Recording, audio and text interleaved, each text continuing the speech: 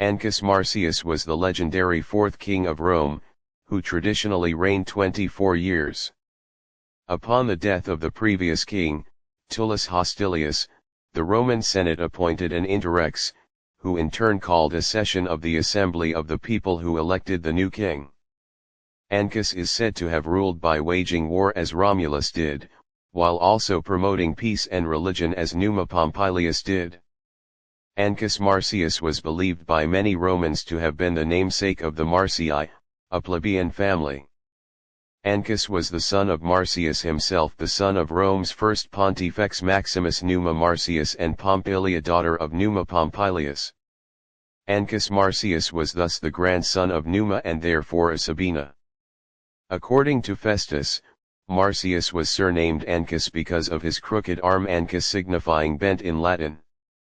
According to Livy, Ancus's first act as king was to order the Pontifex Maximus to copy the text concerning the performance of public ceremonies of religion from the commentaries of Numa Pompilius to be displayed to the public on wooden tablets, so that the rites of religion should no longer be neglected or improperly performed. When Tullus was king, he repealed the Numa-created religious edicts that had been in place before. According to Livy, the accession of Ancus emboldened the Latin League, who assumed that the new king would follow the pious pursuit of peace adopted by his grandfather, Numa Pompilius. The Latins accordingly made an incursion on Roman lands, and gave a contemptuous reply to a Roman embassy seeking restitution for the damage. Ancus responded by declaring war on the Latins. Livy says that this event was notable as the first time that the Romans declared war by means of the rites of the Fetials.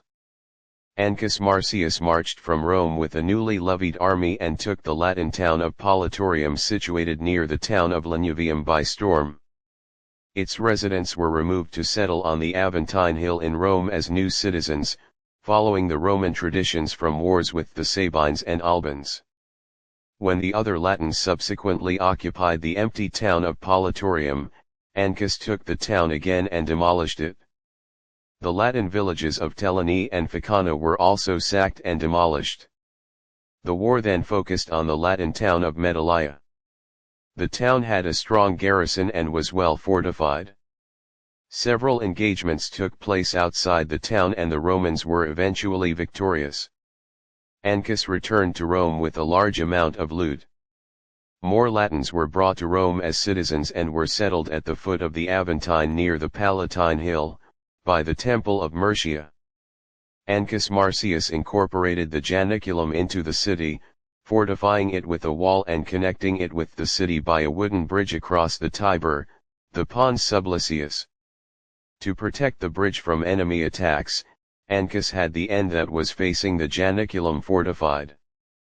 Ancus also took over Photinia to expand Rome's influence across the Tiber. On the land side of the city he constructed the Fossa Quiritium, a ditch fortification. He also built Rome's first prison, the Mamertine prison. He then extended the Roman territory, founding the port of Ostia, establishing salt works around the port, and taking the Silva Mysia, an area of coastal forest north of the Tiber, from the Veients. He expanded the temple of Jupiter Feretrius to reflect these territorial successes.